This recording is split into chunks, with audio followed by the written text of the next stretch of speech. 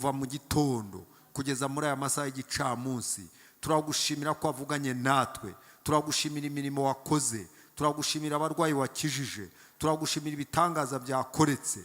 Erega uracyari ya Mana ivuga bikaba, uracyari ya Mana tegeka bigakomera, uracyari ya Mana ifite imbaraga.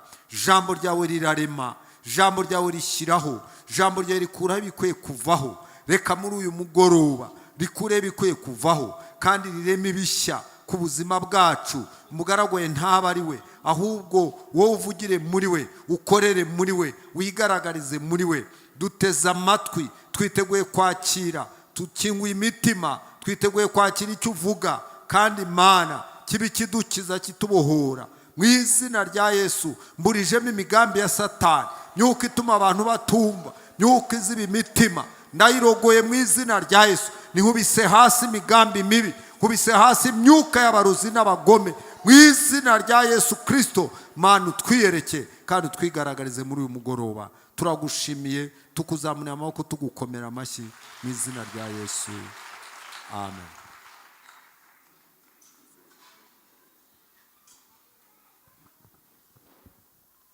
Turasoma mu rwandiko rwa mbere Pawulo yandikiye Abitesalonike ibice ni 5 umurongo wa 17. Hari umubyeyi wamfashije gusoma ushize, yabikoze neza rwose, ndongera mugore ngera mfashe. Sawa, merci beaucoup. Revera aradufasha gusoma urwandiko rwa mbere Pawulo yandikiye Abitesalonike ibice ni 5 n'umurongo wa 17. Ni umurongo utari muremure.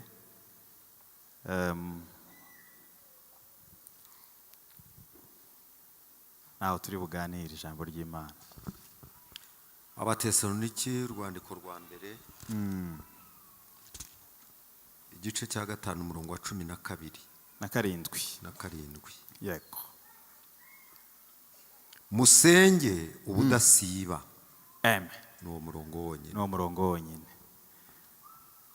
Turashimira Imana ya Isiraheli duhaye uyu mwanya, natwe dushimira umuyobozi mukuru Bishop, nubwo atari mu cyicaro ariko turamushimira, madamu we Revera na madamu n'abandi bakozi b'Imana baraha, Pastor Claudine, bamwe twagiye tuvugana, bampakaze, bamakaribu, ibyo twasezeranye kugera hano uyu munsi. Imana irabinshoboza ko twabivuganye bikaba bisohoye. Imana ihimbazwe, Imana ihimbazwe. Turabashimiye cyane. Amazina ni Mujyanama Felix, mba Uganda, hano bita Imbarara, nari ndahanga ubushize ku wa 2.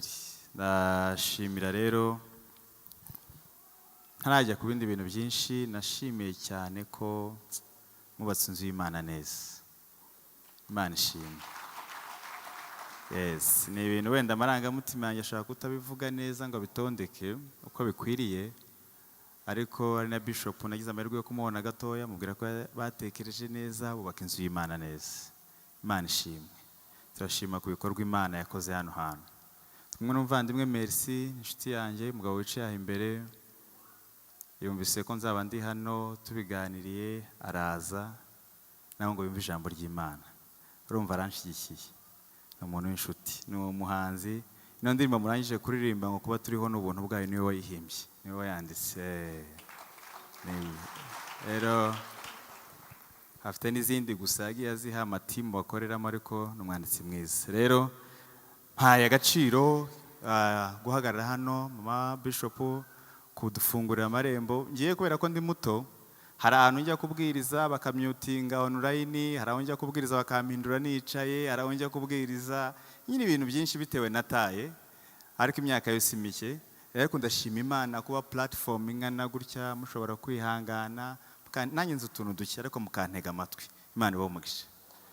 Rero ari ikintu yeskijeho bushize ndaha, nababwiye ko ngiyewe mvuga ntuje kandi ibintu mvuga ntibiryoshye, ariko murabyihanganira nta kundi. Ariko ubyitaye umugirira akamaro. Kandi nkaba ndimo kuganira hejuru yo gusenga. Gusenga nabyo rero ubwabyo biraba ni ibintu bitaryoshye babivuze ko gusenga ntibabivuga ahubwo barabikora. Nanjye mbibabwira kugira ngo mubikore, nanjye kubivuga si ukubikora. Nshobora kubibabwira gutya ntabikora, ariko iyo mbikoze narangiza nkababwira ka experience gatoya mfite gakomoka muri uko gusenga, nibwo biryoha rero. Niyo mpamvu nimubyumva cyane ntimunezezwe nuko mubyumvise, munezezwe nuko mubikoze. Kandi ubwenge n'ubumenyi biratandukanye. Ubumenyi ni ukumenya uko bivuga, ariko ubwenge ni ukumenya uko bikorwa. Iyo umenya uko bivuga ntubikoze, uba ufite ubumenyi ariko ntuba ufite ubwenge. Kugira ubwenge rero ni ukumenya uko bivuga warangiza ukabishyira mu bikorwa. Ndahanga bushize nababwiye ko umuntu agomba gusenga mu buryo yiherereye wenyine. Yava mu gusenga wenyine akaza agasengana n'abandi bantu. Yava mu gusengana n'abandi bantu akaba umuntu uri matire, uri macuwa, umenya aho ibihe bigeze, agasenga kubera ibihe gusa. Bakora skoro ugasenga, bakora primusi ugasenga, ubona abantu barwanye mu isoko ugasenga, ubona umuntu anyweye inzoga nudasenga uzayinywa, iriya nzoga bakoze ni yawe. Muza amadivorce ari muri kino gihugu, nubona umugabo n'umugore bakoze divorce barasezeranye imbere y'Imana n'amategeko, ariko bakavuga ngo turananiranwe nyuma y'amezi 2. Wowe sukomeye bingana iki? Ikizagufasha no gusenga.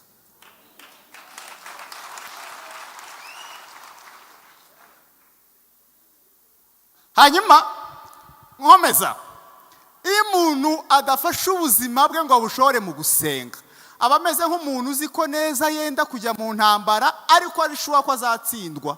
Mbese iyo udasenga uba witeguye kurwana ariko nawe ubizi ko uzatsindwa.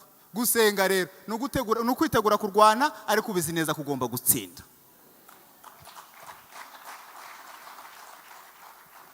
Kuko ari jambo ntababwiye ubushize, Yesu yasize ibintu 2 gusa muri ino si. Ibiri byonyine, nta modoka, nta nzu, nta gare, nta kintu na kimwe, nta makaro. Yasize ibintu 2. Yasize imbaraga n'intambara. Biterwa gusa naho wihishe. Iyo wishe mu gusenga uhabwa imbaraga, iyo utishe mu gusenga wihisha mu bibazo. Ntabwo uzasigara hagati. Nutisha mu gusenga uzihisha mu bibazo. Mu gusenga haba imbaraga, mu kudasenga haba ibibazo. Biterwa naho ushaka kwihisha rero, kuko nta vacancy bamo. Imusi ndashaka kubaganiriza gusenga nk'ubuzima, apana gusenga nko guhumiriza. Guhumiriza ni kimwe, ariko gusenga nk'ubuzima. Gusenga nk'ubuzima. Cyage merci turimo kuza, nafashe telefone ngiye kwandikira message ngo kuva Kimironko no kugera ku Gisozi twibagirwa gusenga. Tubonye amahirwe meza yo gusenga turi kuri moto. Nituva kuri moto dusenge, nitugera mu rugo tugire gute? Dusenge. Uganire n'umuntu, ubundi ari umukobwa umwe w'umukozi wo mu rugo yabuze umwanya wo kujya gusenga, nyirabuja ngo aziko yamuhaye imirimo myinshi. Umukobwa aravuga ngo ngiye guhindura gahunda yo gusenga, akoza amasahani abwira Imana ngo ndikoza amasahani nawe woze mu mutima, ndi gukubura nawe ukubure muri njyewe. Wabura umwanya wo gusenga? Gusenga biragoye ze. Nicyo kintu cyonyine gishoboka ushobora gukorera ahantu hose hashoboka.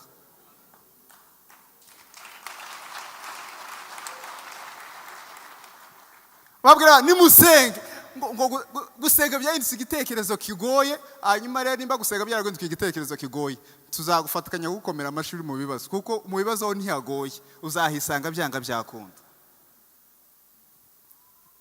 Isengesho rya mbere, ndababwira amasengesho 4 tugomba gusenga nk'ubuzima. Isengesho rya mbere baryita ngo ni ukwibuka.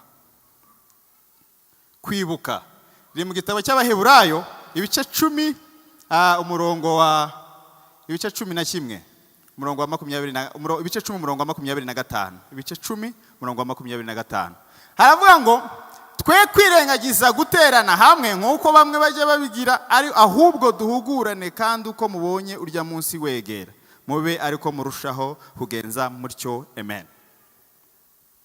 Mwumve bibasobanurire. Mubona bari abantu bose bicaye hariya, ino sare irimo abantu benshi. Nashimye Imana ko muri mu bantu bafite amateraniro yo mu mibyizi y'abantu benshi. Amateraniro y'abantu benshi abamo amarangamutima, ariko amateraniro y'abantu bake abamo ubwenge. Niyo mpamvu dimanche nubwo waza utasenze, ariko kubera ubwinshi bw'abantu ushobora gutaha nawe wishimye, ariko nta mbaraga zawe zirimo. Ariko kubera ko iyo turi abantu bake wihingamo imbaraga, ugatanga umusanzu wawe, hakagaragara ikintu gikomeye. Abantu bose bicaye aha ngaha bangana gutya, bicaye aha ngaha bangana gutya, mwatanze amaturo, twaririmbye, twakoze ibintu byinshi bitandukanye. Ariko iyo bakubajije ngo suvuye, umuntu aravuga ngo mvuye kugira gute? Gusenga. Abantu rero bazi ngo gusenga no guhumiriza, guterana no gusenga.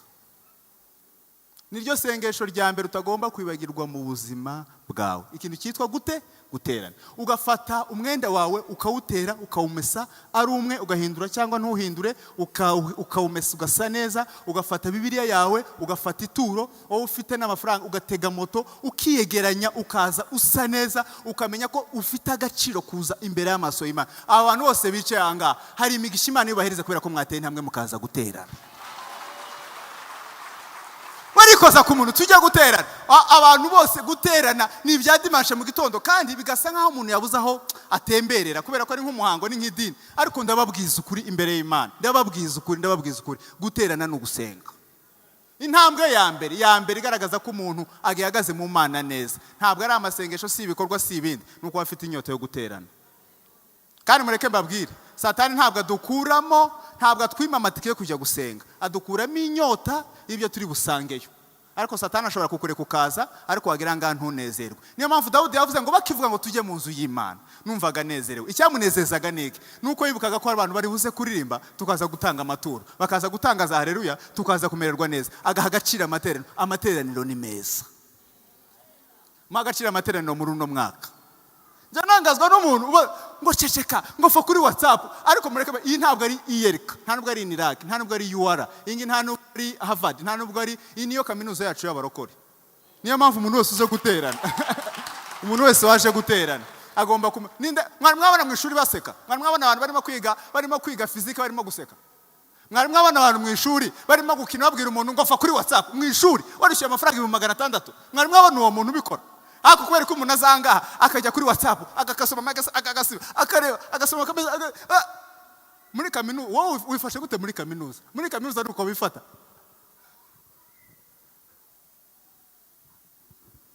Amateraniro agira ibintu bine bikomeye nshaka kubabwira. Mushobora kuvuga ngo amen? Turi kumwe? Ikintu cya mbere amateraniro akora, atuma abantu bizera Imana. Amateraniro ubundi abantu bose bananiye leta y'u Rwanda, basigaje ahantu hamwe. Hari n'abagiye Iwawa barananirana, hari n'abagiye Mageragere barananirana, basigaje ahantu hamwe gusa honyine habategereje, ni mu nzu y'Imana. Kuko niba bashobora kuririmba umuntu akizeza umutima. Umuntu wese wananiranye, ntimuzi abantu bose bavuga ngo ngiye umuryango wacu narananiranye, uzananirana mu muryango ko ntuzananira amateraniro. Arimo ijambo ry'Imana no gusenga, ntuzananirana, uzafatwa. Gusa mu bintu bintangaza ahantu gusa insengero zancanze ku kantu kamwe gusa konyine. Iyo nkavuze abantu baracanganyikirwa, ariko ngiye niko mbitekereza. Nuko abapagani iyo binjiye ba protokole babura ahantu babicaza. Muzantu babicaza iriya hirya mu nguni, mbese nibicara iriya hirya, ntabwo ariho bicaza abapagani. Ubundi imyanya y'abapagani mu nzu y'Imana ni imbere, kugira ngo begere bafure n'umuvuga butumwa nabo bahinduke.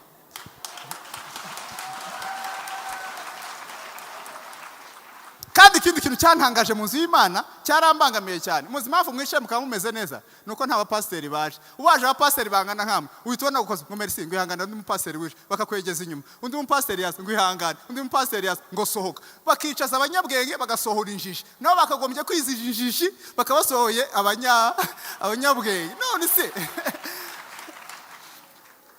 Mama Claudine wihangane gutangeho urugero. Nkubabwiye Mama Claudine ihangane, haje indijiji Felix ntizi by'Imana irashaka kumva. Mama Claudine ashaka gutekereza ko twamusuzuguye. Nibagusuzuguye, ikanisa itorero ntabwo ari ry'abantu babishoboye, ahubwo ni ry'abantu badashoboye ariko baje kubishobozwa.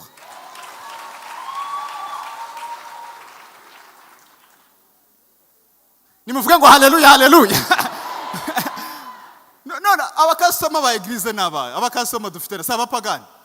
Badahari twakuba twaragiye mu ijuru. Ariko Imana ntisize isezerano rya nkuko benshi babyibwira. Ahubwo idihangane idashaka ko ari umuntu n'umwe urimbuka, ahubwo abantu bose bahabwa ubugingo. Niyo mpamvu ndabinginga abantu b'Imana, mufate neza abantu badakishijwe, mubingingire mu ijambo ry'Imana. Bashobora kunanira polisi, bananira amapingu, barababwira ngo bazabarasa bikanga, ariko ijambo ry'Imana niryo ryonyine rizagira mu mutima utizera Imana ukizera Imana. Namwe mwateranye rero, namwe mwateranye, guterana udahinduka bingana no kudaterana. Ibyiza no guhinduka. Kandi impano nziza wakwiha nimba wikunda no guhinduka. Niyo gift nziza umuntu ashobora kwihereza no guhinduka. itorero ridashaka bazimiye naryo bazarishake ryarazimiye.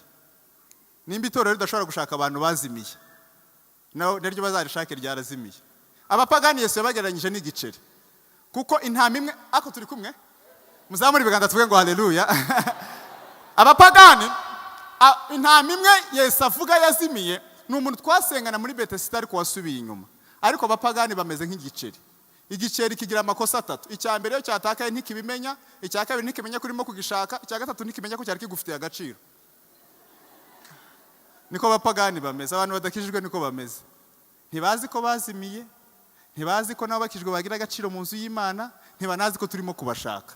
Rero mwebwe mwamaze kumenya Kristo nk'umwami n'umukiza, nimubabwire ko turimo kubashaka. Nimurangiza mubabwire ko nabo bafite agaciro.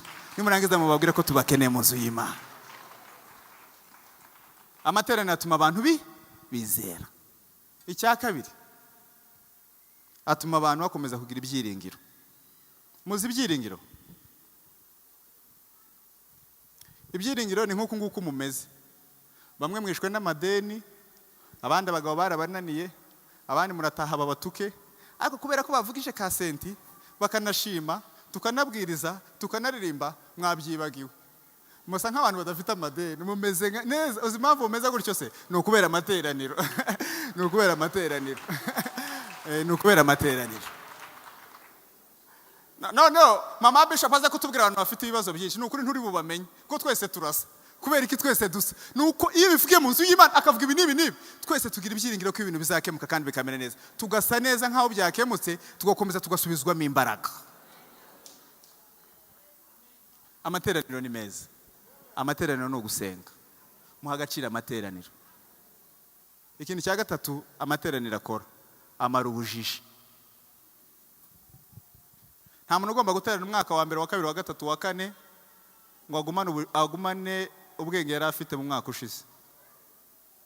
Ndababwiza ukuri, amateraniro ni meza, amara ubujiji. Mureke mbabwira ka experience gatoya mukumve. Iyo umuntu arimo kurya shikarete, aba arimo kubwira igifu cye ngo witegure ngiye kumira, itegure ngiye kumira, itegure. Ukamira ubusa. Cyarangiye gatangira kugusya, warangiza ukakirwara. Nukuvuga ngo abantu bari mu nzu y'Imana bakora icyo bita pretendence, kujijisha. Agasa nkaho yaje guterana, akajijisha nkaho arimo kumva atarimo kumva, urimo kubeshya igifu cyawe kugiye kumira. Nukuvuga ngo ubwonko bwawe buhinduka ubwonko bushaje burimo umuntu mutoya. Ubwonko ntibunanizwa no kumva ibintu byinshi, bunanizwa no kubeshya kurimo kumva kandi utarimo kumva. Ibyiza rero, uzumve byinshi n'ibishake bizabe bingana gute, ubwonko bwawe ntibuzananirwa ahubwo buzakomera kurushaho. Nugire mu materaniro rero, kuko Yesu ahamagara abaswa ariko ntabakoresha, arabanza akabigisha. Niki cyatumye Yesu ashima Mariya yagaya Marita? Nuko Mariya ni umwigishwa mwiza ubanza kwiga ngo azabone kujya mu kazi, ariko Marita ni umwigishwa wihutira gukora atize neza. Inzu y'Imana rero niba kugira ngo bapasiteri uzabanze wiga, abanza kwiga ntiyabanza gukora, abanza kubanza kwiga. Yesu yabaye imyaka 33, imyaka 30 ariga, akora imyaka 3. Iyo umuntu yizigiye kinini akora imyaka mike ifite umusaruro, ariko iyo ushatse gukora utize nuko ukora imyaka myinshi umusaruro ukaba muke. Ibyiza rero ni ukubanza kwiga ukabona gukora. Amateraniro amara ubujiji.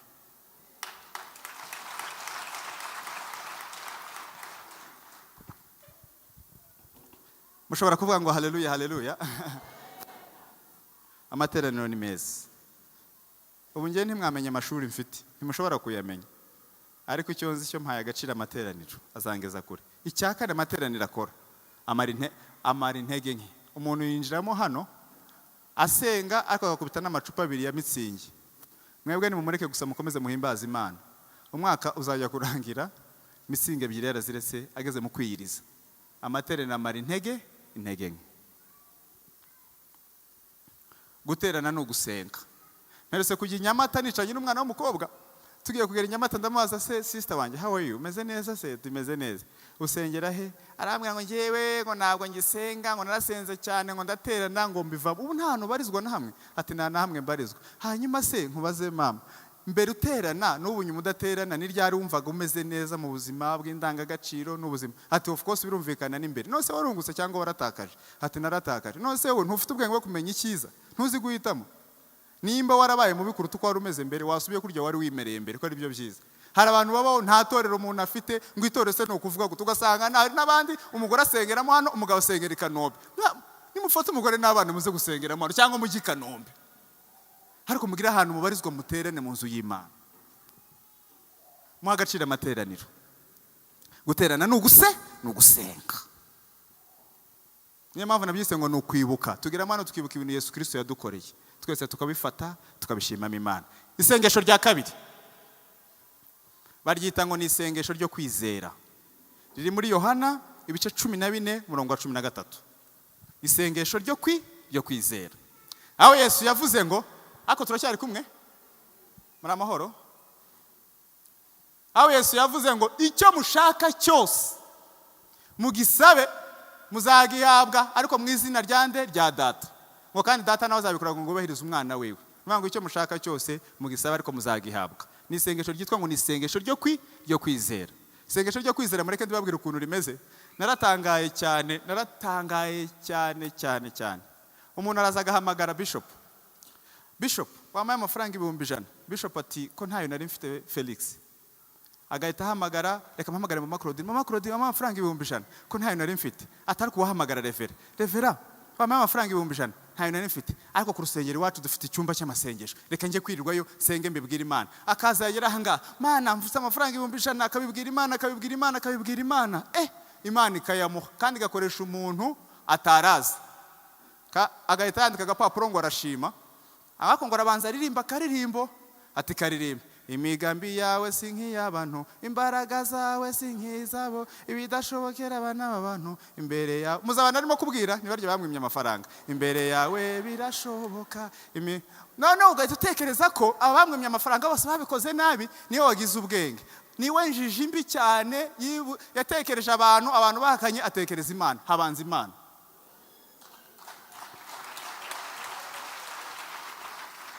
Zamani biganza tuvuge ngo haleluya. Habanza Imana. Ntukibuke bene wanyu aruko, ntukibuke Imana aruko bene wanyu baguhakaniye. Habanza Imana. Kubera ko mutagirira Imana icyizere kwanza. Urantekereje ngewe ninde waguha amafaranga Imana itabishatse?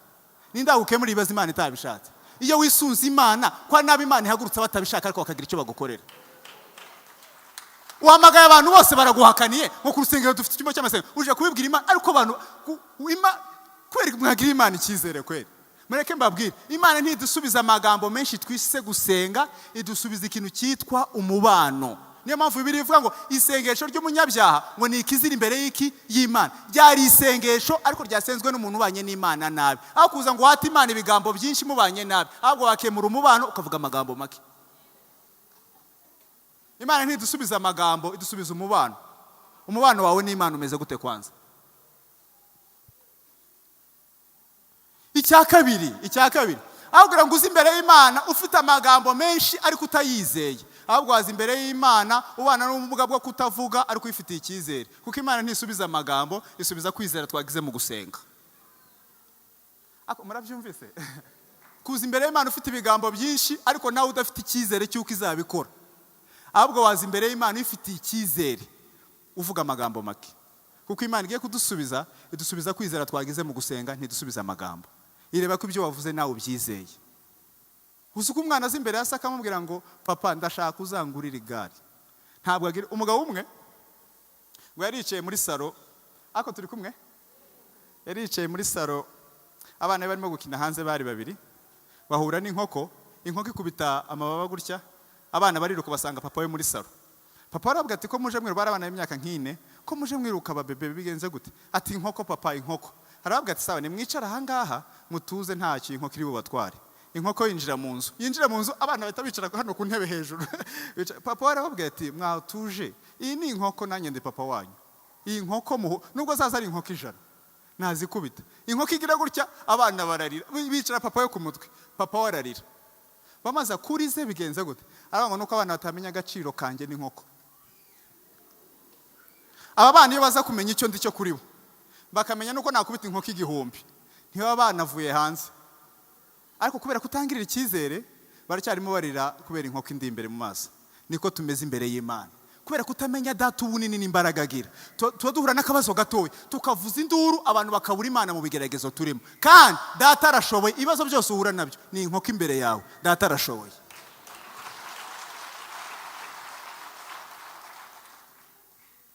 nimuvuge ngo amen. Mureke mbabwire, abantu Imana itazigaragaza n'abantu itagirira icyizere. Kuko aho kugira ngo Imana iguhombe yakugumana itakwizeye. Kuko Imana avuga ngo nintiza Felix ka malaria akarwara cyane cyangwa mutiza ka kanseri nkareba ukuntu agira ariko azakire ashima Imana, Felix yayitagwa akaba umupagani. Ahubwo reka mbifate mbikubite kuri runaka kubera ko ari we nizeye, hanyuma naza guhagarara kigabo nkazamukiza abantu bazamenye ko ari njye wakoze imirimo n'ibitangaza. Mvuga ngo kuba udafite ibigaragazo byinshi si ukuri umunyamayirwe, ariko byashoboka ko wenda Imana itakwizeye cyane. Ahubwo ngo igutakaze rero yakugumana itakugerageje ikagaragaza abo yizeye.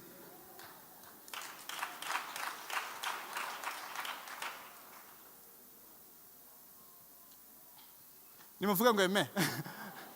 Ese murabyumvise?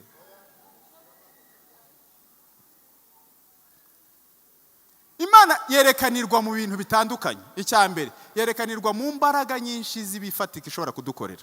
Ariko ishobora no kwerekanirwa mu kubanza kukwima ibyo abandi bose bafite kugira ngo uzaze kubiguha nyuma ariko abantu bamenye ko Imana ihari.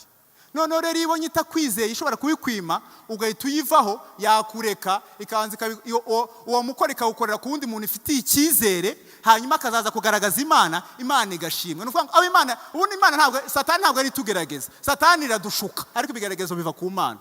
Kuko iyo wene kagaragazo Satani waraza akakubwira ngo hitutuka iyo Mana yawe wipfire. None kubera ko Satani azadushuka rero iyo dukomeye ntitugaragaze, kuko Yobu yamaze kukwihura n'ibigaragazo byinshi arahagarara aravuga ngo nzarinda mpfa nk'iyiringiye.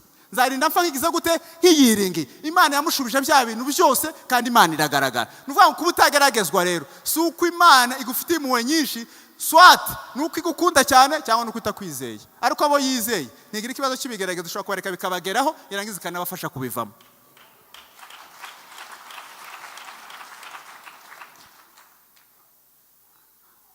Sigo murabyumvise? Nongo abantu iyo abantu bamaze gukura mu mwuka rero ntibabwira Imana ngo dukure mu bigaragazo, babwira Imana ngo dukomereze mu bigaragazo kuko amaherezo bizarangira icyubahiro kibi cyawe. Ntabwo babwira Imana ngo dukure mu bigaragazo, babwira Imana ngo dukomereze mu ko byanga byakunda bizarangira. Nyuma y'iki gihe hari ikindi gihe cyiza Imana izatugirira neza.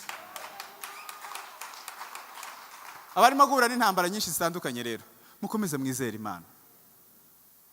Mwizere Imana. Yewe na madamu mu rugo ubuzima ntiburuzura, ibintu byose biracyabuze bimwe na bimwe. Ariko iyo twahuye n'ikigaragazo tugira reactions zibiri.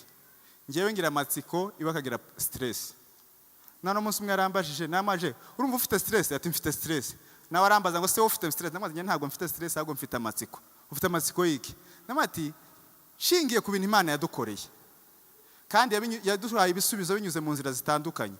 Mfite amatsiko yahanigiye kongera kunyuza ikindi gisubizo kuko ndabizi ko itazantererana. Gusa mfite amatsiko none kwereka inyuje muri runaka none iki gisubizo rakinyuza muri indi. Nkagira amatsiko yo kureba nigiye ukinyuza. Ariko simora niteguye nkaho kigiye kumpitana. Nticyenda kumpitana. Ahubwo mfite amatsiko yaho Imana yenda kunyuza igisubizo cyanjye.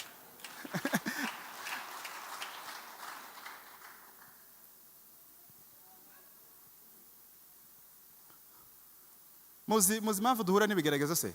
Kugira ngo mukomeze mwizere Imana ni ibintu nka bitatu. Icyambere no kugira ngo dusenge.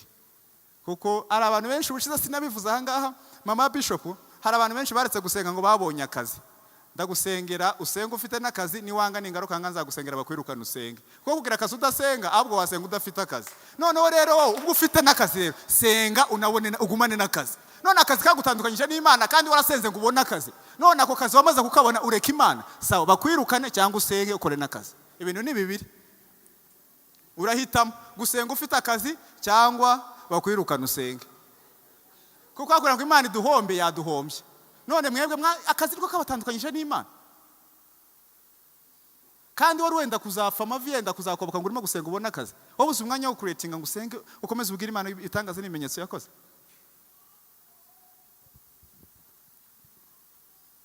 Mwagira Imana icyizere kweri ko Imana ishobora byose. Imana niyo kwizerwa kubera ibintu bibiri gusa.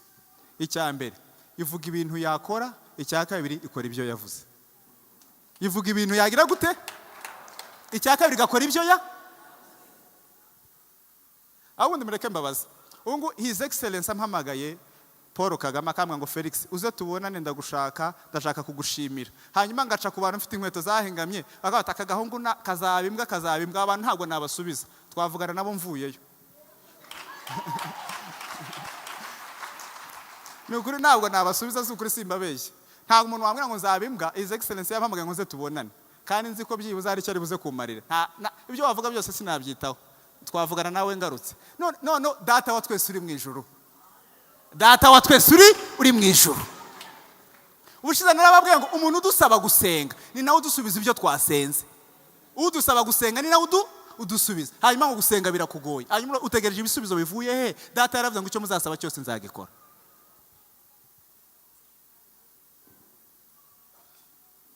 Ndashaka kubabwira ngo mugirire Imana icyizere. Imana ishobora byose.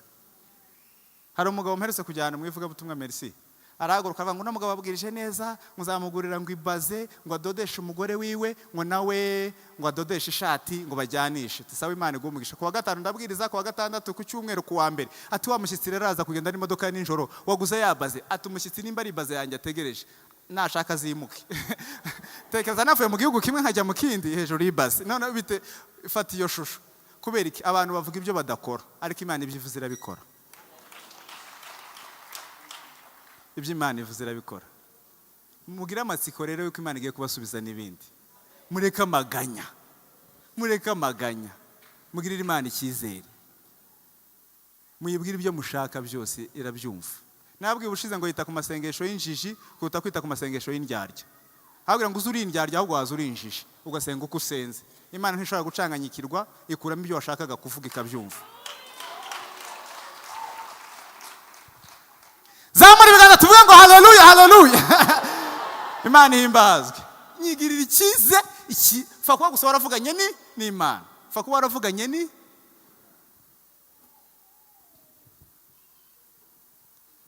ubundi mureke mbabwire. Nimba utekereje ko uzaba muri Kigali kubera abantu, hazakunanira. Ujye Rubavu hakunanire, ugaruke Musanze hakunanire, wambuke muri Kongo hakunanire, ujye kuba mu nkambi hakunanire, ubura huba. Ariko nimba uzi ko ari Imana ikubeshejeho, ugirira Imana icyizere.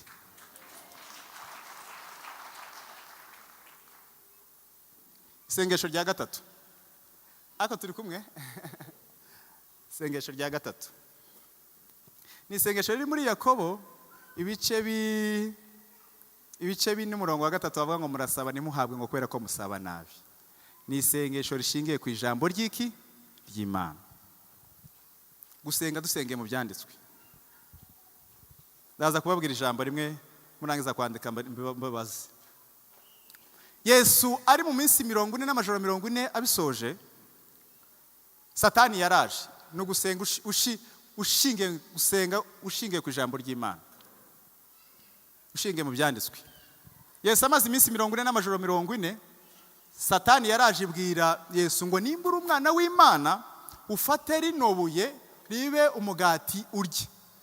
Iyo waza kuba ari njyewe nari guhita mubwira ati Satani bugiye gatoya mbanza nsengera icyo gitekerezo mpaye, ariko kubera ko Yesu ari umwana w'Imana yaramubwiye ngo handitswe ngo hari ibintu byinshi bidakeneye ko tubisengera, bikeneye ko tubwira ko ijambo ry'Imana rivuga. Ako kanya umuntu akura n'akawe kwasiyo gutya ugahita uvuga ko ijambo ry'Imana rivuga. Hanyuma rero ndashaka kubabwira kuri ino Bibiliya gatoya gusenga dushingiye ku ijambo ry'Imana. Ino Bibiliya murimo kubona nayiguze ejo bundi umwaka ushize, nyigura amafaranga 35,000. Bari bankaturiye ko yari igeze ku 40,000, kandi mfite iyindi nkiyi naguze amafaranga 10,015 2019, kandi zombi ni kimwe ariko zitandukanye ibiciro. Kubera iki? Impamvu iyi ngiyi yahenze cyane nuko habaye corona, icya kabiri nuko Ukraine yarwanye n'Uburusiya. None nimba biri ishobora guhenda Uburusiya bwarwanye na Ukraine, umunsi u Rwanda buzarwana na Kenya uzayikureho nimba ntayifite?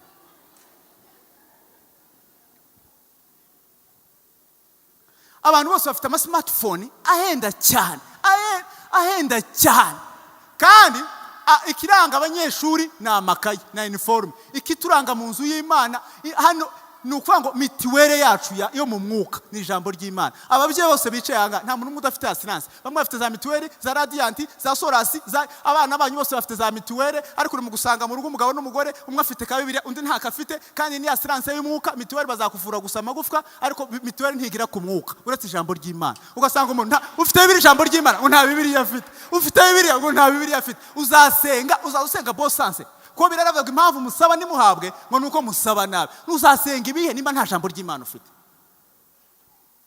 Uzasenga bosanse? kandi abantu bose baravuga kudasoma Bibiliya. Impamvu ndasoma Bibiliya ngo birangwiragoye gusobanukirwa. Hanyuma abanza gusobanukirwa cyangwa abanza gusoma. Umunsi Filipo yahuye na Yankonekazi w'Amanyetiyopiyakazi, yaramusome cyangwa yaramusobanuriye? Yaramusobanuriye kuko yari yasanze yasomye. Wowe banza usome bazagusobanurira.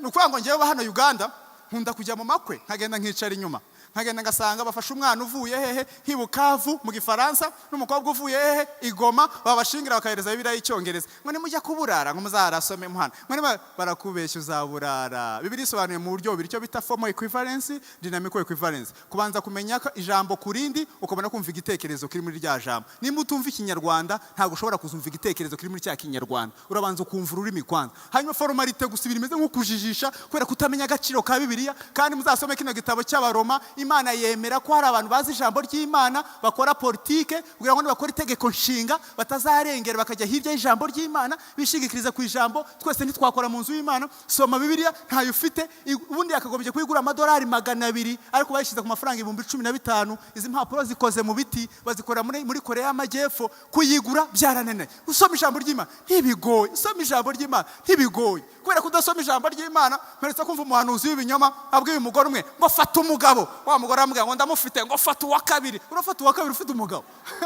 Soma ijambo ry'Imana.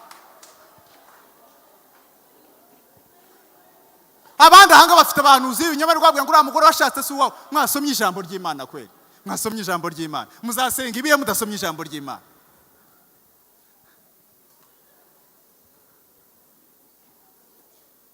Madame aretse kumpamagara ejo bundi, sheri unzanira agashenete nugera mu mujyi. Hakunda una umugore ni gute umudamu atuma shenete adafite Bibiliya? Mugurira Bibiliya. Ngeze mu Rwanda agashenete nakuzaniye Bibiliya. Urukenye shenete cyangwa urukenye Bibiliya? Narayiguze mama Bishop, narayiguze ejo bundi, mfite akana k'imyaka 4 k'agakobwa. Ndambwira ati my daughter, this is your Bible. Ndayimugurira nyishyira hari. Fungura iyanjye ngura zibiri. Kandi sinshaka kuyiguha. Nkereka ninjye wakubatije. Nta kubatije Bibiliya ntabwo ari gift. Nawe uzayigure ko ntubuze amafaranga. Nkereka niba kuko waguze smartphone, kuko waguze inkweto, nushaka uzatunga ishati mwe kutunga ijambo ry'Imana.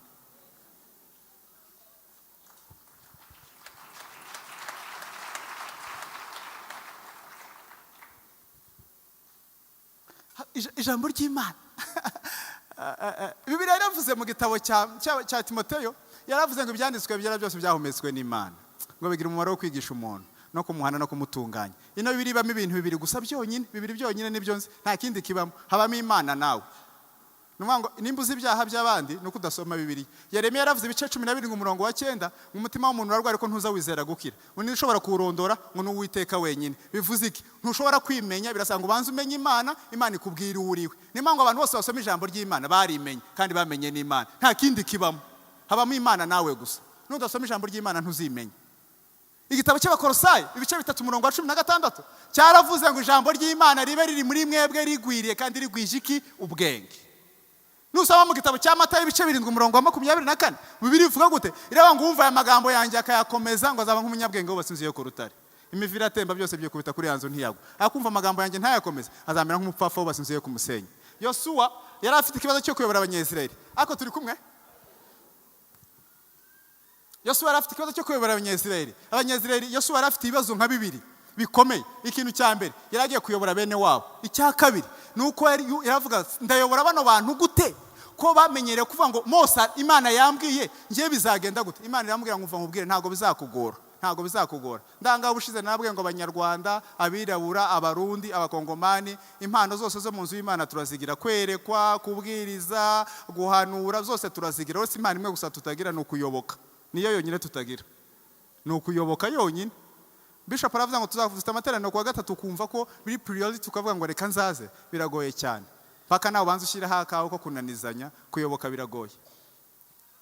Hanyuma Imana iramubwira ngo kugira ngo uzabishobore ntabwo bigoye. Ni ibintu bibiri gusa. Biri muri kino gitabo cy'amategeko ntukarorere kubiyamisha akanwa kawe mu gitondo na nimugoroba.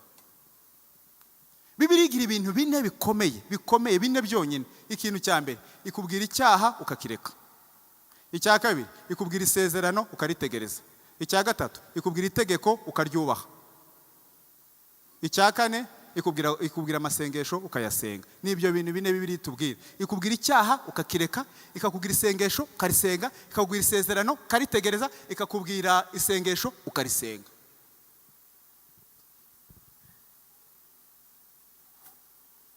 mu mujyi kubera ko njye wenda ndi umunyacyaro mu mujyi ubona nk'umugabo arangije nk'amateraniro bavuze ngo amen, umugabo agahita afata ka Bibiliya kiwe agahita agahereza umudamu akagatwara agahita aca ahantu muri anniversaire akaba arayibagiwe Bibiliya. Umugabo kuwa mbere akajya ku kazi, kuwa kabiri, kuwa gatatu, ku cyumweru mu gitondo, madame Bibiliya yanjye iri hehe? Sheri nagiye ahantu muri anniversaire ndayisiga, ariko nari nayisigiye abana ngo bayizane, abana Bibiliya yanjye ngo papa ngo urabona, akaza gusenga yakubise inzu yose, yakubise abana, yabari yakubise, urabazizikise ngo sinzi ahantu ngo Bibiliya yanjye baye. Bibiliya ntabwo ari umutungo rusange, ni umutungo w'umuntu ku giti cyiwe. Bibiliya si inzu ya famiye, Bibiliya si imodoka ya famiye, kuko abantu basezerana mu murenge basezerana uvangamutungo rusange, ivangamutungo muhahano n'ivanguramutungo usisesuye. Bibiliya rero mwivanguramutungo risezuye. Bibiliya ntabwo ari ivangamutungo, ni yawo ku giti cyawe wenyine. Yifate uyishyiriraho agatebe. Abanyabwenge bakora ibintu bibiri. Ikintu cya mbere ni ugusoma ijambo ry'Imana buri munsi, icya kabiri ni ukwisengera, icya gatatu ni ukuganira n'abantu b'Imana.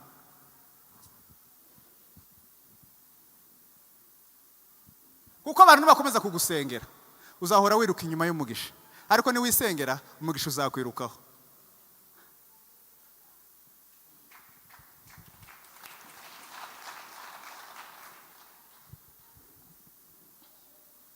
Ntabwo ari igitabo cya famiye, ni igitabo cy'umuntu ku giti cye wenyine. Nkunda no kujya mu makwe nkareba mu mabishop, ngasanga abagabo bahaye abana ba makontake, babahaye ibintu bitagenda, babahaye ibintu byinshi byiza cyane, ako babaguriye amasahani n'amatasi n'amarido, ariko ntashobora kwibuka ati mwana wanjye ugiye mu wundi muryango ufite ijambo ry'Imana. Ntibishoboka, ntashobora kubyibuka, ntashobora gutekereza ko iki gitabo. Umugabo umwe washingiye umwana baramubwira ati uno mwana reka ndebe ko uno mwana ari seri, afata imitungo yose yagombye kumubwira gutya mu kanwa ngo ayimuhe, afata sheke ayandikamo ayishyira muri Bibiliya. Umwana Isa aramusingiza ati kino gitabo kirimo ibintu byose mwana wanjye uzasoma urebemo. Umwana Yesu arakara bo kiri mu bukwe, Yesu abari ibintu afite ara n'ikintu papa wamuhaye umutsi uhita uzanga. Ikintu yakoze bwa mbere gusa bakiri mu nzu bakirimo gushyiraho imitako, Yesu ayifata ayishyira hejuru y'akabati. Papa we aramucunga aravuga ati nzaza kugusura nyuma y'amezi 4. Aramwihora ukwezi kwa mbere, ukwezi kwa kabiri, ukwezi kwa gatatu, ukwezi kwa kane, araza aramubwira ngo mwana wanjye ubuzima bumeze gute? Ati wo mzee urikunda wowe twaruye, aratongana aramubwira ati nose niki nakwimye mwana wanjye ko nagwaye ibintu byose. Hanyuma se Bibiliya nagwaye nashize hejuru aramubwira ati genda uyizananga. Mzee arayizana arayirambura aramubwira ngo uretse kuba harimo ijambo ry'Imana n'ibindi washakaga byose nabishyize mu ijambo ry'Imana, ngiyi sheke.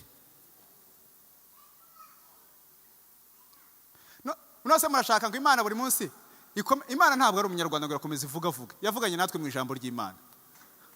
Ntabwo ari umugabo mu gitondo ngo usinduke, niyo mpamvu ngo Mana avuga, Imana ivuga iki? Ahubwo avuga ngo Mana umpe kukumva, Imana yaravuze byararangiye, ahubwo wowe wumva Imana. Imana se yafuye amatwi, mubwira ngo umpe Imana ngo wumve, iyo umve se yafuye yakuremanye amatwi ngo muzavugane, ahubwo wowe naniwe kuvuga ngo Imana izakumva. Vuga Imana izakumva, Imana izayumva, ni ibisanzwe. Mwasomye ndi kubabwira gutyo wenda muza munarisoma, ariko nimushyiraho umwete musome ijambo ry'Imana, hanyuma tuzabona uko dusenga sasa. Twe tugifite abakristo mu mabishopu, umuntu akaza akakubwira ngo ngiye buriya ngo runaka ndamwanga kandi bino bintu ngo uzabiceceke. Umuntu agahita abifata akabitera mu mutima, agahita arimira agaruca akarumira. Rimwe rya Nyagahene akarimira imyaka 15 gakanyombye, nta kuvuga arigumya. Uzi uryo banga afite ni ibanga Bibiliya yavuze ngo wanga mwene se n'umwicanyi. Nuvuga ngo ukagenda n'ubwicanyi mu mutima ukabugumana ngo wari umuntu wakubikije ibanga. Bibiliya yabivuze gute kwandi? Ibyo bintu bitse Bibiliya yabivuze wiki, ibyo bintu bitse niki ijambo ry'Imana ribivugaho. Urabitse ubitse gerenade zaguturikana.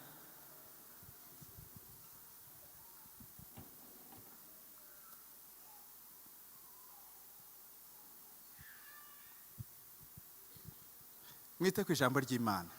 Impamvu mbyitaho cyane nuko yavuze mu gitabo cya Yohana ngo ikidutera gutinyuka imbere ye ngo nuko dusaba nkuko data agize gute ashaka. Turabanza tukamenya uko data ashaka, twarangiza tukabona gusenga. Hari abantu bazasengera abandi ngo bazapfe.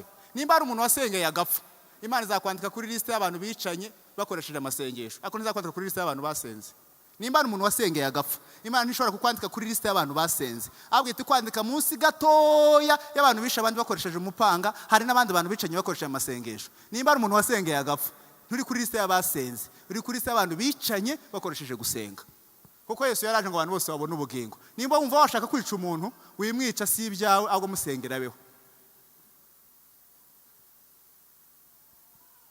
Isengesho rya kane soza.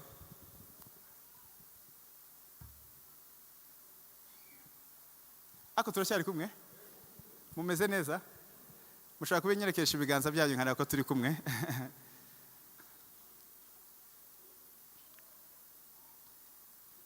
Akanyamasyo murakabona kagira ikintu mu mugongo gikomeye. Iyo imodoka ije kihishamo, imodoka igaca hejuru kagatambuka.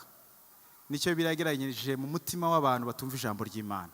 Nubwo ijambo ry'Imana iyo rigiye kuvugwa abantu baraza bakihisha muri ka kantu, hanyuma ijambo ry'Imana rigacaho, hanyuma ijambo ry'Imana ryamara gutambuka bagahita basohoka muri cya kintu bagashaka ngo bikomereze gahunda zose. Imitima itumva ijambo ry'Imana igereranwa n'akanyamasyo. Niyo mpamvu rero ijambo ry'Imana niryo dushingira tukavuga ngo biranditswe ngo tukabona gusenga sasa. Isengesho rya kane riri mu Filipi bice 4:6. Ni isengesho ryitwa ngo ni isengesho ryo gushima. Isengesho ryo gushima. Naryo ndisobanura umwanya mutoya ndangiza nze gusoza.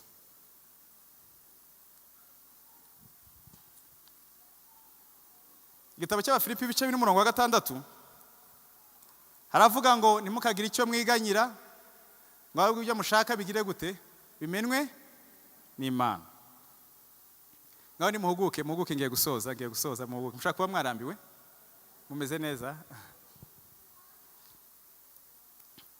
Ntimukagira icyo mwiganyira kuko amarangamutima ubundi kuganya ni amarangamutima adatanga igisubizo. Iyo umuntu agiye gusenga agatangira amaganya abataye umwanya wo gusenga.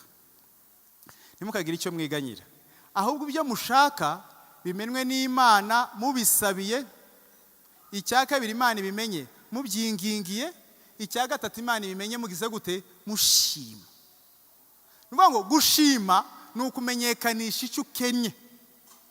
Ndaza kubaho urugero. Mfite umwana wanjye arwaye ariko nkumva mfite umutima ushidikanya ko adashobora gukira ndimo kumusengera. Nkabwira Imana ngo umukize, Mana umukize. Ariko nkagiramo agatima gashobora kuba karimo gushidikanya. Ibyo bireke. Aho gutangire gushima Imana ikitari yakora ushingiye ko yakoze n'ibindi. Nimuvuga ngo eme akamura kumvise. Nukuvuga ngo ugatangira kubwira Imana ngo Mana ndagushimiye ko niki kintu uri buze kugikora shingiye ko ari wakoze niki kintu. Umuntu wasenze gutyo araruta umuntu waje akagaza imbere y'Imana akaganya. Ahubwo ibyiza aba bantu bashimye neza cyane. Hari abantu nkunda kumva bakandika udupapuro bakaza hano bagera aha ngaha mu gihe ishimwe ryanjye ngo riri mu mutima ariko ngo sindi buze ngo kurivuga ngo gusa ngo Imana ibyumve. Wowe nimba ari cyo cyagutambukije guma mu ntebe n'ubundi Imana ireba mu mitima cyage wari wicaye yabyumvise. Ariko umuntu atambutse akagera hano agomba kuvuga icyo Imana yakoze kuko nukubwira abantu icyo Imana yagize gute yakoze ukakivuga mu izina. Nimba udashaka kukivuga mu izina rero nukandika agapapuro ko gushima. Gushima no kubwira abantu ngo Imana yankoreye iki ngiki ndayishima ko Imana yabikoze. Abantu bagasubizwamo imbaraga. Noneho twebwe tugira ubute bwo gushima Imana kubera amaganya menshi. Mana mpereze iki. Ejo bundi natekereje iyo abantu barimo kwandika application letter barimo gusaba akazi umuntu wese arandika ngo nitwa runaka nizibi nkora nibi akajambo yandika bwa nyuma mu gihe ntegereje igisubizo cyanyu kiza mbayimba. None se twebwe kubera ubu nitwa ngo turangije amasengesho umuntu wese arataguruka yiruke. Ntabwo ari ko bahita barangiza amasengesho. Uzitubwira Imana ngo muri byose nasabye mu gihe ntegereje igisubizo cyawe kiza mbaye ngushimiye.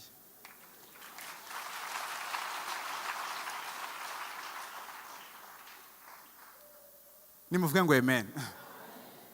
Mugihe ntegereje igisubizo cyawe mbaye mbashimiye. Umunyabwenge arangwa n'ibintu bibiri. Ikintu cya mbere kimuranga atangira ashima agasoza ashima. Ndabashimira ko mu mwanya yasoza ndabashimira ko mwanteze amatwi. Niyo mpamvu natwe tugiye gushima Imana. Mana ndagushimiye ko wemeye kubana nanjye. Wasoza muri byose nasabye ngushimiye kuzabinkorera. Ibyo mushaka byose bimenwe n'Imana. Mubisabye nta kibazo. Munabyingingiye. Ariko ikindi cya gatatu mushima Imana ya Isiraheli. Muzima Imana ahantu dutandukane n'abapagani. Nimuhuguke tuzamure ibiganza tuvuge ngo haleluya. Ahantu dutandukane n'abapagani dutandukane ku bintu nka bibiri nze gusoza. Ikintu cya mbere dutandukane n'abantu badakishijwe. Ibo ntago bagira umutima wo kwiyeza. Amafuti n'ibyaha bakora bari proud yabyo ntacyo bibabwiye. Ariko twebwe iyo dukoze amafuti yose tugomba kwiyeza. tukagenda tukabwira Imana ngo ibi twakoze ntibyari mu bushake bwawe, utubabare ibyaha n'ibicumuro. Icya kabiri, tugomba gutandukana n'abapagani. Bazi gushima Imana baguze imodoka, ariko ntibazi gushima Imana mu bibi no mu byiza. Ariko biravuga ngo mu bibaho byose muhore mugira gute? Muhore mushima. Mwe mu buzima bwo gushima mugabanya amaganya, ahubwo dushima Imana. Dushima Imana iki? Tuyishimira ibyo itari yakora, dushingiye ko ari yadukoreye n'ibindi. Abanyesirayeli bakoze ikosa rimwe rikomeye. Imana yabaherezaga manu, ngo manu ukoze igitangaza. Yabambutse inyanja itukura, ngo manu ukoze igitangaza. Ntabwo ibitangaza byigeze biba bibiri. Iteka ryose cyari igitangaza kimwe. Noneho twebwe rero ntabwo turi abanyesirayeli. Turi abana b'Imana babisobanukiwe, tuzi ko yadukoreye bino, yaduhaye imodoka, yaduhaye kuryama, yaduhaye amatike, kwera ibi ngibi Imana yakoze. Ibindi byose uzageramo bikomeye. Uzabibwira ngo nshingiye kuri ibi wankoreye. Mbaye ngushimiye ko niba uzabikora.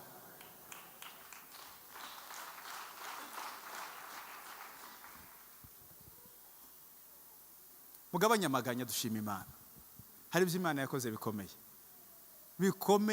Imana yaraturinze, Imana yatugiriye neza. Kandi ahantu cyantangaje ko abantu batazi gushima Imana, nza gusoza. Imodoka irakomeye kuri twebwe, kuyibona biragoye. Niyo nsoreza. Kubona imodoka biragoye. Biragoye cyane, kubona imodoka biragoye, ariko kubona korogate biroroshye, kandi utanga imodoka n'utanga korogate n'umuntu umwe. Byose ni Yesu ubikora. Ariko kubera ko twamenye ko korogate ari twebwe tuyigurira, ntituzaba tuyishima ko twayiguze. Ariko tugafata ibyatugoye, tukabigira ibintu bigoye imbere y'Imana. Nukuri nabira byose utekereza ko byoroshye si wowe wabishoboye. Nuko gusa Imana yabikumenyereje. Ariko Imana ukuntu yakugurira imodoka, ni kimwe nuko yakugurira korogate. Kuko kuri yo nta kigoye kirimo. Gusa biterwa nuko ukomeye muri yo. Nimba imodoka ibona ntacyo yaguhungabanyaho, yayigwa nkuko iguha korogate. Uko rero utekereza ko korogate nayo utazushima Imana. Imodoka si yigoye. Iriya Imana iziguha korogate, nayo zitanga amamodoka. Biterwa gusa n'umutima ufite. Biterwa n'umutima uvugiza gute? Ufite. Umunsi uzahishurirwa ko Imana yagoye ka korogate, ukumva ni ikintu gikomeye, Imana izaguha imodoka. Ariko imodoka cyanditse ikintu kigoye kuri wowe, noneho cyarabaye n'ikintu kigoye ku Mana, n'uwo Imana igihaye, iza yumva yamusubije ku rutuwa yahaye korogate. Imana iduha korogate n'iduha n'amamodoka, byose ni kimwe birangana. Ni Imana ishobora byose. Biterwa gusa n'ikigero ugezemo nawe ushaka kukugeza. Ariko Imana ishobora byose. Abantu bafite amaganya, nugura n'umuntu akavuga ibi, uhura n'umuntu akavuga ibi, agahura n'umuntu akavuga ibi, yasenga akamara amasaha 5. Nusenga ukamara amasaha menshi, bwira Imana ngo ndagushimiye. Mugihe ntegereje igisubizo cyawe cyiza ndagushimiye. Ntabwo uri Imana ikoze isoni. Ndabizi ko uzabikora, nshingiye ko wakoze n'ibindi.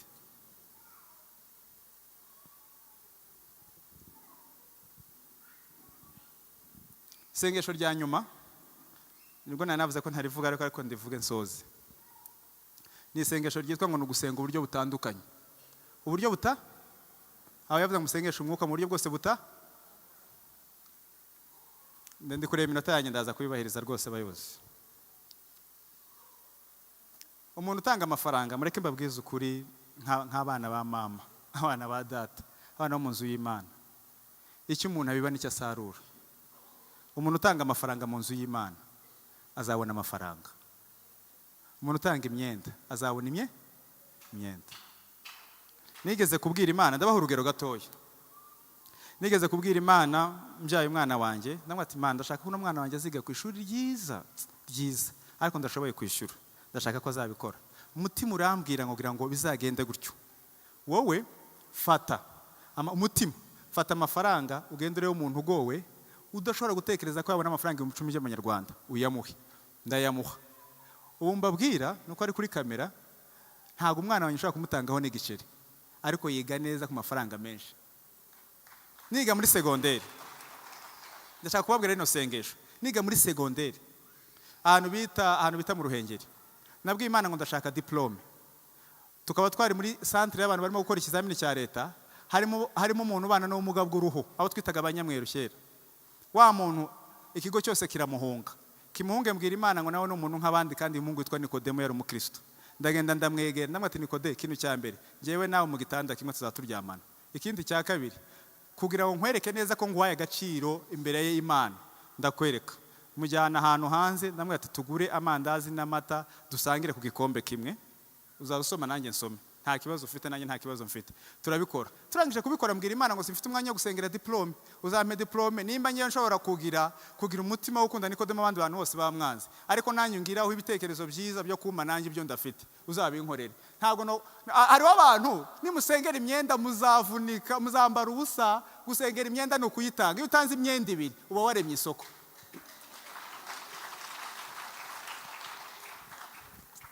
nimuvuga ngo eme uba wagiye mu isoko nimba uvuze umuntu amagambo meza ntuzatekereza ko aya magambo yataye uramugujije hazakuvuga neza abantu utaruzi wasenze byarangiye nuvuga umuntu amagambo mabi ni ukuri wirambirwa azakugeraho ndetse yarabyaye ari amagambo menshi we ntugire ikibazo icyo ubiba nicyo uzagira gute uzasarura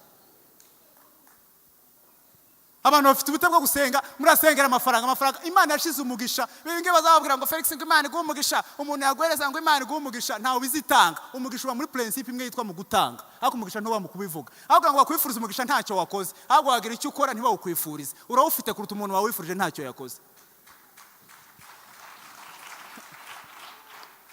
nugusenga uburyo bugize gute butandukanye none abantu bayishurirwa ubufasha umugati ugafata umugati ukawugura ugafata n'amafaranga ukajya kwa muganga se yashika ugamunyera ku muntu wakoze accident udafite abavandimwe baje kumusura ukamusura ukamuhereza umugati ukamuha n'udufaranga warangiza ukamubwira ngo mpereza utwenda twawe nkumesere sige mbigutunganyije ukamutunganyiriza neza ukabihasiga ukamubwira ngo Imana igumugisha Imana izigenda igafata biraravuze ngo nari umusore none ndashaje niko Dawidi yavuze ngo ariko sindabona umukiranutsi w'Imana agira gute asabiriza ngo n'urubyaro rwe rugira gute kubera ikisi kubera ibyiza wakoze byanga byakunda bizakugeraho ariko nukora ibibi icyo umuntu abiba nicyo azagira gute azasaru uko nugusenga uburyo bugize gute butandukanye Bibiliya yabuze uko itubwira atubwira ngo ndetse n'agakombe k'amazi Imana izakaguhera iki umugisha kubera ko gatanganye umutima ukunze Imana izakaguha hari umupasiteri nzaha ngaha yatanze ubuhamya yari afite umudamu we yarwaye bamuciye miliyoni 2 z'amanyarwanda arayabura azana umuntu wambaye inkweto zidasa amugeza mu rugo kandi ari bishop nkuko bishop yabikora amugejeje mu rugo rwe ahanagura inkweto ze neza arazimesa twadukamambire tudasa adushyira hariya azana imyenda ye aramuha amazu umugore ari amafaranga ufite $50 yamumpere nta yandi ufite ati nsigaranye 2,000 nawe yamu aragenda aje mu nzu aravuga ati niki kindi gimutekera amafiriti n'umuceri baramutekera umugabo ararya ariceceka abwira Imana ngo ibingibi mbikoze kugira ngo nanjye uzanyibuke ku munsi wo kugendererwaho nawe aricecekera atambutse gutya ahura n'umukozi w'Imana aramubwira ngo kubera ikintu wakoreye umuntu waje mu wawe wari ubwo wari ufite ibibazo nibi nawe ngukirije umudamu wawe aje kumupimisha asanga umudamu ni muzima nimumvugire ngo amen nugusenga uburyo butandukanye abantu barafuritse ngo barimo gusengera imyenda ntayo uzabona ubundi amafaranga ntabwo ari meza nta nubwo ari mabi amafaranga ni netre biterwa n'ibiganza biyafite iyo ufite umutima mubi amafaranga kuyatanga biragoye ariko ufite umutima mwiza amafaranga kuyatanga no kubona amahirwe yo gukorera Imana ariko icyo umuntu abiba nicyo aza no gusenga uburyo butandukanye mu buryo bwose bwo gusenga noneho twebwe tuza agace kamwe gusa kitwa guhumiriza muza abantu bahumirije bako bafite ubukene benshi cyane hariya tuba mu Bugande abantu iyo bavuze gukorera Imana baratanguranwa bariruka cyane iyo bavuze gusenga overnight yabo barasenga amasaha n'amasaha twarabyize tubwira Imana ngo basi uzaduhe byibuze kugira ako twunguka nkaka iyo bavuze ngo umuntu tumufashe baramufasha nyakumufasha ariko twebwe twicishije Imana amagambo ariko amahame y'ijambo ry'Imana arabura ndababwiza ukuri abantu bari mu mahame y'ijambo ry'Imana bararuta abantu Imana ifiteho imigambi Imana kukugiraho umugambi ni kimwe ariko iyo uhagaze mu mahame y'ijambo ry'Imana Imana ibona yihera ikavuga ngo ubwo wakoze iki nanjye nzakora iki ngiki dusenge duteranye dusenge twizeye dusengere mu ijambo ry'Imana dusenge tugushima Imana dusenge uburyo bwo gusenga butandukanye mwakira ijambo ry'Imana mwakoze Imana ibahereza umugisha God bless you so much